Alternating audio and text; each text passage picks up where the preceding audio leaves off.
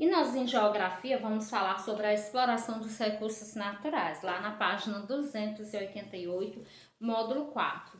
Essa exploração dos recursos naturais, gente, ela faz-se necessária. Ela é importante em algumas ocasiões para a realização de algumas atividades econômicas.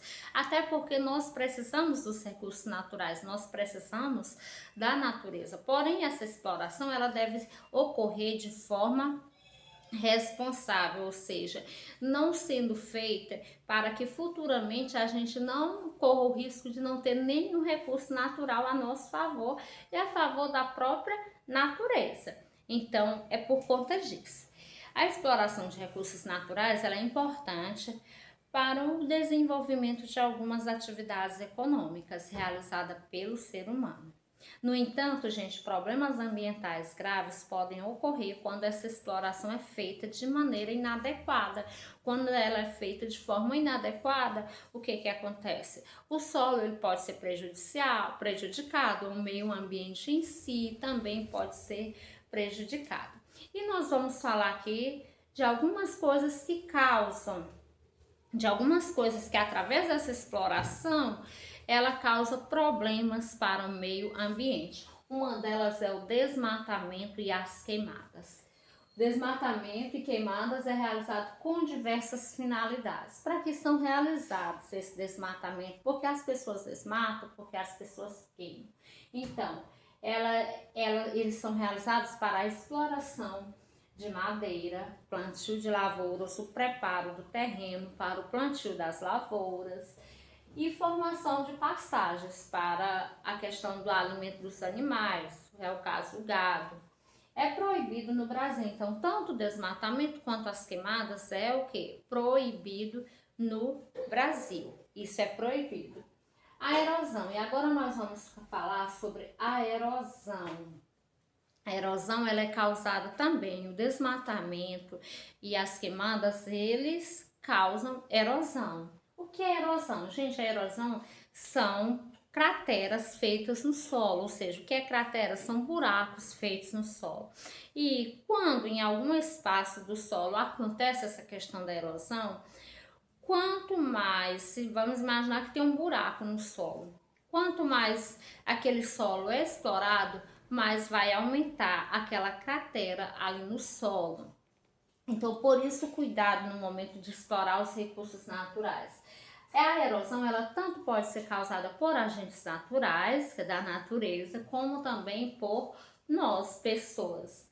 E esses agentes naturais são a ação dos ventos e a ação das águas. Então, quando uma chuva é forte, por exemplo, ela pode provocar o quê? Ela pode provocar ali as crateras, os buracos, fazer a abertura no solo. Pode acontecer isso, gente. E o vento também. Em determinado espaço que venta muito, ele vai o quê? Ele vai arrastando os sedimentos, que é aquelas partículas do solo, ele vai arrastando pedras também, faz com que o solo ele vá criando o quê? Crateras e provoca a erosão. O ser humano agrava no espaço rural com as queimadas e o desmatamento. E aí, quando vem as queimadas, quando vem o desmatamento, isso prejudica ainda mais essa erosão, porque as queimadas, quando não se tem plantas em um espaço, o que ela provoca quando vem uma chuva, por exemplo? Então a tendência para ter uma cratera, criar uma cratera ali, um buraco com aquela água das chuvas, porque não tem as plantas ali, é maior, vai diretamente para o solo. A mesma questão do vento, porque não tem plantas para proteger. Então a gente prejudica de tal forma que a gente desmatando, quando nós retiramos as plantas, quando nós queimamos também, faz com que não tenha mais plantas ali e vai prejudicando cada vez mais. Então, lembrando que a erosão ela tanto pode ser causada por agentes naturais, que é a ação das chuvas, dos ventos, e por nós no momento que a gente desmata e no momento que a gente queima. A erosão ela agora nós vamos falar sobre continuando na erosão. Ela pode ser um ano grave e pode formar muitos buracos. O desmatamento, pois essas práticas deixam o solo desprotegido com a retirada da vegetação, que eu já expliquei, consequentemente exposto a ações erosivas, como a chuva, que podem formar grandes buracos no terreno. Nas cidades, gente, a erosão também ocorre em razão das infiltrações constantes de água da chuva ou de esgotos no solo, causando danos às moradias e às ruas. Então, quando tem águas infiltradas, por exemplo, das chuvas ou os esgotos que estão no solo, causa erosão também, causando buracos nas ruas. A poluição do solo, que é essa poluição do solo? O solo, ele é explorado tanto para atividades agropecuárias, quanto para atividades industriais e o extrativismo, como de areia e minério. Extrativismo é a gente retirando recursos da natureza. Então, o extrativismo de areia e minério de ferro. Quando é feito esse extrativismo aí, acontece a poluição do solo. Essas mesmas atividades, além de explorar, podem poluir o solo.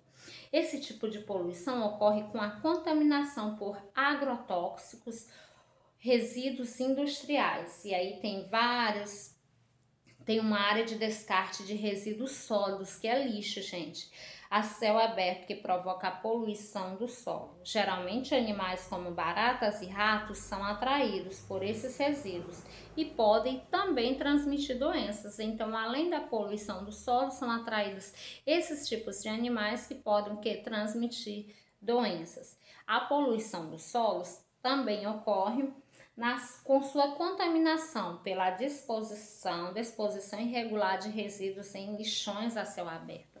Então, a poluição do solo, ela também ocorre quando o lixo é jogado em qualquer lugar, a céu aberto, não é colocado num local adequado. Vem a poluição do solo. E na página 290 tem a poluição das águas. Grande parte das atividades econômicas e domésticas depende da utilização da água para serem realizadas. Nós precisamos da água para tudo. Essas atividades, ao descartarem de maneira incorreta diversos tipos de materiais como lixo, esgotos e agrotóxicos em rios, lagos e mares, causam a poluição das águas.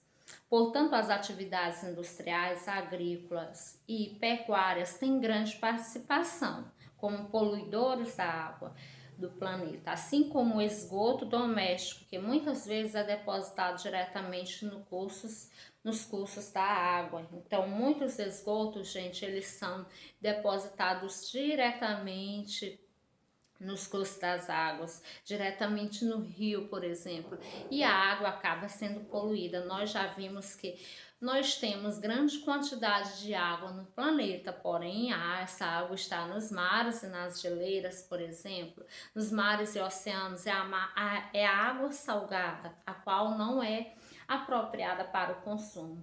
E a água doce que nós estamos fazendo com ela, nós estamos poluindo. Então corre o risco de futuramente a gente não ter o que? A gente não ter uma água boa e saudável. Além de a gente estar usando essa água de maneira assim inadequada, que nós usamos em excesso, nós não estamos usando de forma para economizar ela.